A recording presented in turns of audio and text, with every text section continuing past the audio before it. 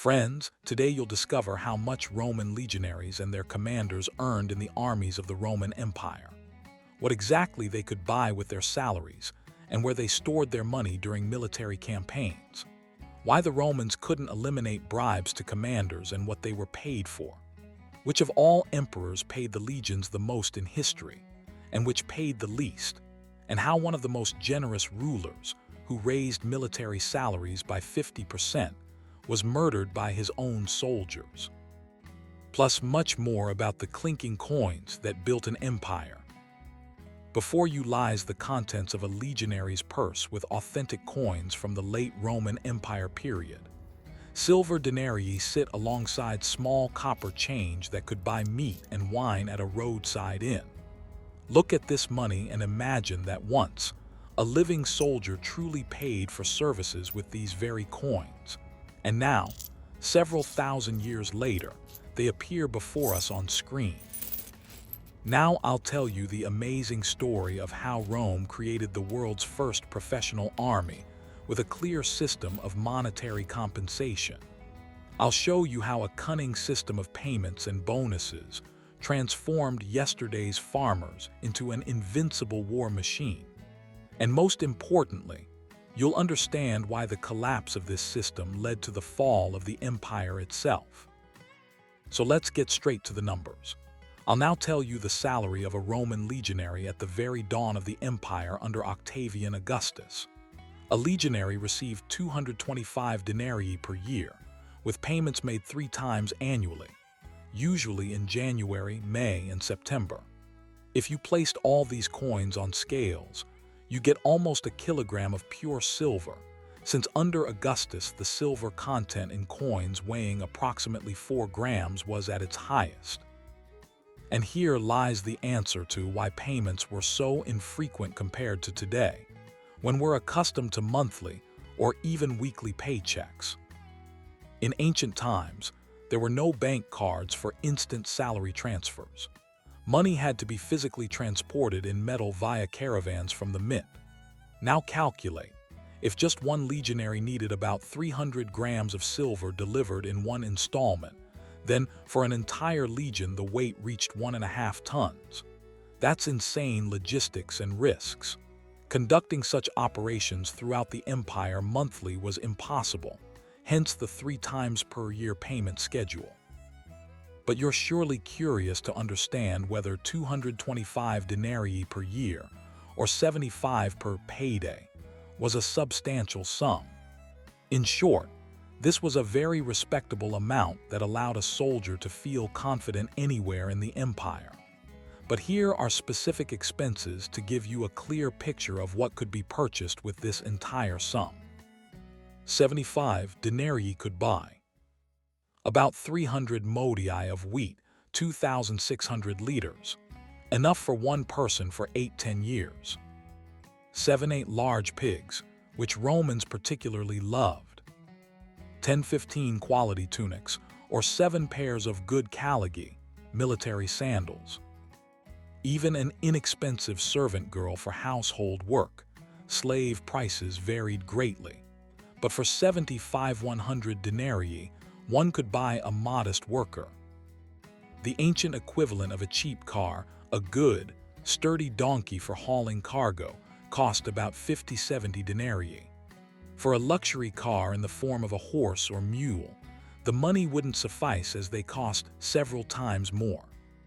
Even land. While impossible in Italy, in distant provinces like Spain or Gaul, 75 denarii could lease a small garden plot for several years. As you can see, quite a substantial sum. However, like today, this enormous sum could easily be squandered on simple earthly pleasures. For instance, throwing a multi-day feast with wine flowing from amphorae, tables laden with olives, cheeses, fruits, and serviced by a personal cook at a tavern. Such entertainment would cost 30-35 denarii. And what's a feast without gambling and available women? Services of a simple barrack girl might cost just a couple of asses, 1/8 denarius. But a night with a more skilled courtesan from Greece or Syria could run 5-10 denarii. There goes your entire salary in a couple of hot evenings. Now that you roughly understand what money circulated in this profession, here's an interesting fact about Julius Caesar. After his triumphs, Julius Caesar gave each veteran 20,000 sesterces, that's 5,000 denarii. In his will, he left them even more, 24,000 sesterces. In modern terms, tens of thousands of dollars at once. And incidentally, the will wasn't just for soldiers. Suetonius in Life of Divine Julius tells us about other provisions. Each Roman citizen from the common people received 300 sesterces, and he also left his magnificent gardens beyond the Tiber for public use. You might ask, what was this unprecedented display of generosity? Such massive payments exceeded human comprehension. But he didn't just give away money. He bought immortality for his name, armed his heir with a loyal and grateful army, and thereby set a trap for his enemies. In death, he proved a far more dangerous opponent than in life. He ensured that the civil war following his assassination would be fought under his banners, and with his money, resulting in the birth of the empire he himself had conceived. But let's return to legionary salaries. To understand the greatness of the Roman military system, we must start from the beginning. I just told you how Caesar enriched his legions, but imagine that until 464 BC, legionaries served entirely at their own expense. Yes, indeed. Picture this. Every citizen had to buy his own weapons, armor, provisions, and march off to war for Rome when circumstances demanded. This wasn't yet an army in the modern sense, but a militia of free citizens. However, everything changed during the siege of the Etruscan city of Veii. The war dragged on, and citizen warriors couldn't return to their fields and workshops. Then the Senate made a revolutionary decision to introduce regular pay called stipendium. This word derives from stips, small coin, and pendir, to pay, though today we associate it more with students. Historian Titus Livy thus describes this pivotal event. To the greatest joy of the plebs, the Senate decreed that soldiers should receive pay from the public treasury, whereas until that day, each had borne military service at his own expense. This was the first step toward creating a professional army.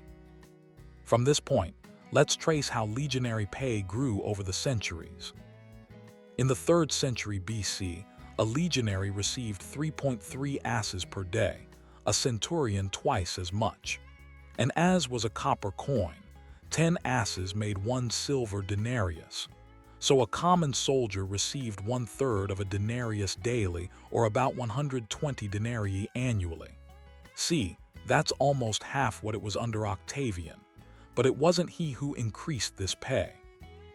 Greek historian Polybius wrote, "The Roman soldier receives 2 obols per day, a centurion 4 obols, a cavalryman a drachma."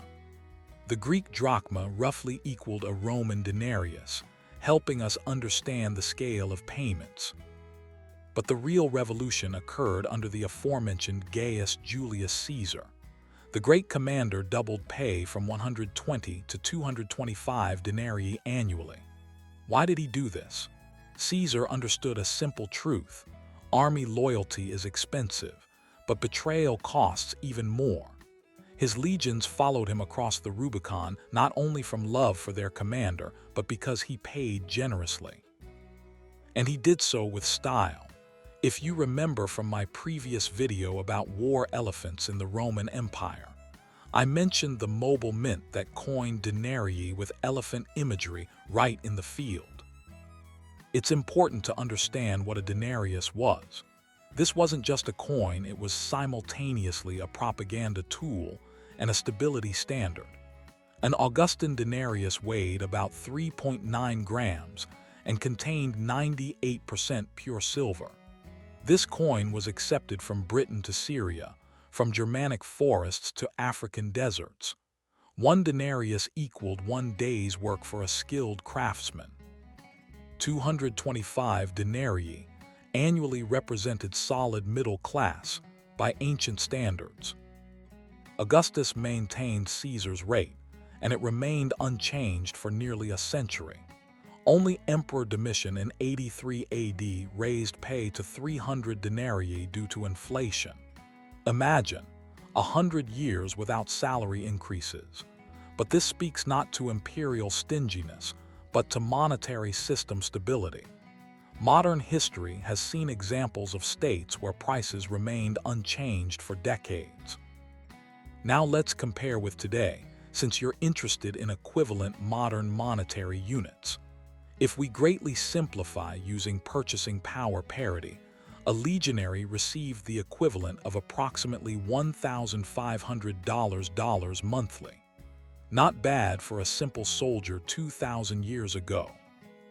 But the Roman army was never an army of equals. Strict hierarchy reigned, and each rank meant a salary increase. Let's climb this ladder together. Now, I'll tell you about the stratification from bottom to top regarding wages. At the very bottom was the simple miles gregarius, common legionary, 225 denarii annually under Augustus. But differentiation began even here. There were legionaries with standard pay 1.5 pay sesquiplicarius, double pay duplicarius, and even triple pay triplicarius. Why this system? Who were these lucky recipients of increased salaries? These were soldiers who showed special valor in battle, veterans with long service, or those performing special duties. For example, the Aquilifer standard-bearer with the legion's eagle received double pay. Losing the eagle meant not only disgrace but legion dissolution. A special category comprised immune specialists, engineers, musicians, scribes, medics. They received higher pay and exemption from guard duties.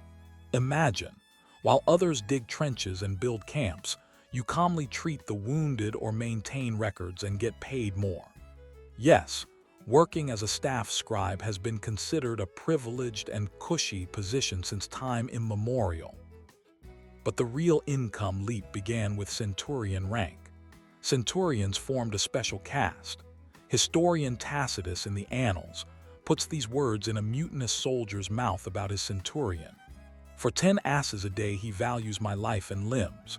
From this I must buy weapons, clothing, tent, and with this bribe the centurion's cruelty and buy off work details. This phrase vividly shows what power, including financial, a centurion held over his men. If in Republican times a centurion received twice a common soldier's pay, in the empire his salary rose to 15-20 times more, totaling at least 3,750 denarii annually. Again, almost 4,000 denarii yearly versus 225 for a common legionary. Just think about it. But the pinnacle of legionary hierarchy was the Primipillus senior centurion of the first cohort. His salary reached 15,000 denarii annually, 60 times more than a common soldier. After 20 years of service, a Primipillus could accumulate wealth sufficient to buy an estate and enter the equestrian order. This was a ticket into the Roman state elite. The most privileged were the Praetorians, the imperial guard. They received 3 times more than ordinary legionaries, 675 denarii annually, served only 16 years instead of 25, and were stationed in comfortable Rome barracks rather than on the empire's cold frontiers. Now for the most interesting part, donatives. Of course, such complex and dangerous work wasn't limited to salary alone. Donatives were one-time payments emperors distributed to troops on special occasions. The word echoes the modern donation that viewers give interesting bloggers. So, on occasions of imperial accession, births of heirs, or adoptions, legionaries received lump sum payments. Sometimes imperial generosity was staggering. I already mentioned Gaius Julius Caesar's actions. Octavian Augustus contributed 170 million sesterces, 42 million denarii, to the military treasury, approximately 158 tons of silver, an entire silver mine. But why were emperors so generous? The answer is simple. The army made emperors. Soldiers proclaimed new rulers and overthrew old ones. Every emperor knew stinginess toward legions was a direct path to mutiny and death. Tacitus perfectly formulated this principle, describing army moods after Augustus's death. The soldiers began calculating how many donatives they had received during 20 years of service under Tiberius, and found them negligible compared to the gifts of divine Augustus. Soldiers remembered everything and compared. Emperor Caracalla later took this logic to its extreme. Besides being first in empire history to create the so-called Antoninianus or double denarius, he also raised soldier pay by 50%, and according to historian Dio Cassius, told his brother Geta, "Be bold, enrich the soldiers and despise everyone else." However, his generosity cost him his life. He was killed by his own praetorians, not for stinginess but for cruelty that deserves separate telling. Now let's look at the flip side of the coin, or rather, denarius. Getting money was one thing, but saving and multiplying it was quite another. What shocks modern people first? Legionaries didn't receive their full salary. A complex deduction system existed, starting from enlistment. The state issued recruits complete equipment: helmet, chainmail or segmentata, shield, sword, dagger, two pila, marching sandals, caligae. All this cost about 100 denarii, almost half a year's salary. This sum was deducted from future payments in installments. But that wasn't all. Campaign tent. Your expense, another 30 denarii. Sagum cloak. Buy it yourself. Spare tunic, also from pocket. Soldiers had to maintain their equipment, buy oil for cleaning armor, whetstones for weapons. Food was also partially soldier paid. Basic rations were free bread, porridge, some fat, but for variety you paid. Wine with money, meat. Buy at market, vegetables and fruits from your pocket. Now for the most cynical part, bribes to centurions. Want leave? Pay. Don't want latrine duty? Pay. Need exemption from drill? Pay again. Tacitus bitterly wrote that some centurions profited more from their soldiers than from war booty. Well, do those huge incomes mentioned at the story's beginning still seem so large? Incidentally, each of us can draw parallels with military conflicts happening today on our planet. As you can see, millennia have passed, but army vices like corruption and legalized robbery of subordinates haven't disappeared. Neither has the need to buy military equipment with personal money to survive war. However, thrifty legionaries still managed to save money. But where did these saved coins go? Were they forced to hide them under pillows? Here the Roman system showed its genius. At every legionary camp center stood the Principia legion headquarters. At the Principia's heart lay the standard shrine Eads, where sacred eagles and cohort banners were kept. And there, under gods and guards' protection, sat the legionary treasury. Picture this scene: massive stone building, basement shrine, iron doors, day and night guards. Standard bearers, signiferi, served not only as sacred guardians but as military bankers. Each soldier had a personal account where pay was credited and deductions made. The system worked like a Swiss bank. Soldiers couldn't withdraw all money at once, strict prohibition. Command ensured veterans retained savings upon retirement. Mandatory contributions comprised about a quarter of pay. This money accumulated over 25 years and was distributed upon discharge with severance pay. But what about free money? As I detailed above, here Roman soldiers little differed from soldiers of all eras. Around every major camp grew an entire city canopy, taverns flowing with cheap wine and expensive Falernian, brothels with girls from across the empire, theaters with mimes and pantomimes, baths where one could wash off campaign dirt and dust. Then there were games, dice, cards, cockfights, gladiatorial contests. Suetonius tells how Emperor Augustus once lost 20,000 sesterces at dice, nearly a full century's annual pay.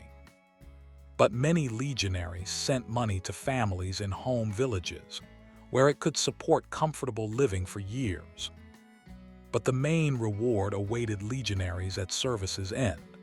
After 25 years under the eagles, 16 for praetorians, soldiers received honesta missio, honorable discharge. With it came premia militiae, severance pay. Severance size changed over time but remained impressive. Under Augustus, legionaries received 3,000 denarii, 12,000 sesterces, praetorians 5,000 denarii. That's more than 13 annual salaries for common soldiers. Originally, veterans received not just money but land. Entire colonies were founded for settling retired soldiers: Colonia Agrippina, modern Cologne; Emerita Augusta, Merida; Lindum, Lincoln. Veterans received land plots, oxen pairs, seeds, everything needed for new life. This way, authorities killed two birds with one stone. Dangerous borderlands gained strong, proven citizens capable of defending their land sword in hand. But free land in Italy grew scarcer over time. Under Emperor Hadrian, 117–138 AD, land grants were abandoned entirely, compensated by increased monetary payments. These payments came from special treasury, aerarium militare. Its revenues formed from inheritance and sales taxes. Augustus created this treasury in 6 AD, understanding that regular veteran payments ensured army loyalty. But severance wasn't everything. Remember mandatory contributions. Over 25 years of service, 1,500 denarii accumulated in legionary accounts. Combined with severance, veterans received 4,500 denarii, wealth sufficient for small estate purchase or business establishment. Augustus himself in his deeds proudly wrote about this system. To approximately 500,000 Roman citizens who swore allegiance to me, upon discharge, I either gave money as reward or granted them land. For him, this wasn't an expense item but a source of state pride. Many veterans became landowners, merchants, moneylenders. Their sons received good education and could seek administrative positions. Veterans' grandsons often entered the equestrian order, the second most important group in Roman society after senators. Most importantly, veterans retained Roman citizen privileges and exemption from most taxes. They could sit on city councils, participate in colony governance. Their word carried weight in any dispute. Again, many parallels with modernity. Now the most interesting part. 5 facts about legionary finances that amaze even 2,000 years later. The legionary lottery. Legionaries could easily get rich in war by looting conquered territories. Captives could be bought at prices 100 times below market value. By Roman law, all movable property in captured cities belonged to the storming troops. Imagine, you're first into a rich merchant's house in a captured city. Gold, silver, expensive fabrics, slaves, all yours. Cases are known where simple legionaries returned home wealthy after successful sieges. But there was a flip side. Many died trying to storm cities first for loot. Campaign coinage. Did you know commanders could mint their own coins right in the field? I mentioned Caesar's so-called legionary denarius with an elephant. Mark Antony, during his war with Octavian, issued denarii with legion numbers, Legio I, Legio II, and so on to Legio 30. These military mintings were lower quality than capital coins, but legionaries accepted them gladly. These were their money, symbols of their service. These coins depicted legionary eagles and warships. Every soldier knew. This coin signified that the commander remembered his warriors and was ready to pay them even far from Rome. Inflation, the empire killer. In the 3rd century crisis, the Roman financial system collapsed. Every new emperor over 50 in 50 years raised army pay and debased coinage. Silver content in denarii fell from 98% under Augustus to 5% under Gallienus. Legionaries received bags of worthless coins. Monthly pay that once allowed comfortable living now barely bought shoes. Soldiers demanded payment in kind: grain, clothing, weapons. Monetary economy gave way to natural economy. This was classical Roman army's end. The Sacred Bank. The legionary treasury was stored in the Eagle's Shrine, the camp's most sacred place. Robbing this treasury meant not only theft but sacrilege. Punishment: death by decimatio, where every 10th man was beaten with clubs by his comrades. But mainly, losing the Eagle meant financial catastrophe for the entire legion. The treasury held not just current funds, but pension savings of thousands of soldiers. That's why legionaries fought to the last for their eagles. They defended not just a symbol, but their future. The military-industrial complex. Did you know the Roman Empire spent roughly 50–70% of all revenues on the army? An incredible figure. Modern states spend 2–5% of GDP on defense. But for Rome, these weren't expenses but investments. Every campaign brought loot, new territories, slaves, taxes. The empire's economy was built on military expansion. While legions won, the system worked. When conquest stopped but the army needed maintenance, crisis began. Rome devoured itself. Let's now draw a brief conclusion. Why did Roman legions conquer half the world? The answer is simple and complex simultaneously. Rome created history's first professional army with clear payment systems, career advancement, and social guarantees. Legionaries knew: serve honestly for 25 years and you're set for life. Your children become citizens. Your grandchildren might become equestrians or even senators. This social mobility system worked 4 centuries. The Roman war machine was built on a simple principle: honest pay for honest service. While emperors honored this contract, legions were invincible. When the contract was broken, when silver denarii became copper fakes, legionaries stopped fighting for Rome. History teaches: armies are strong not just through discipline and weapons, but through fair soldier compensation. Romans understood this and created an empire lasting a millennium. When they forgot this lesson, the empire fell. The last denarii were minted by Emperor Diocletian in the late 3rd century. But these were no longer the proud silver coins of Augustus's time, but pathetic copper discs with thin silver coating.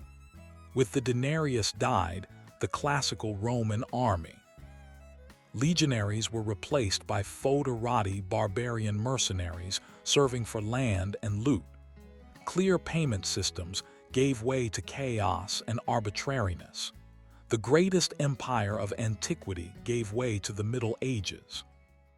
But memory of Roman legions lives on. Museums worldwide hold thousands of denarii, silent witnesses to Rome's greatness and fall. Each coin tells the story of a specific soldier who held it, saved for the future, spent on wine and women, passed to children. Friends, if you enjoyed my story about Roman legionary financial life, please support the channel, like and share this video. Write in comments what aspects of Roman military history you'd find interesting to learn about. That's all for today. This has been Kirill. Until we meet again on the fields of ancient history.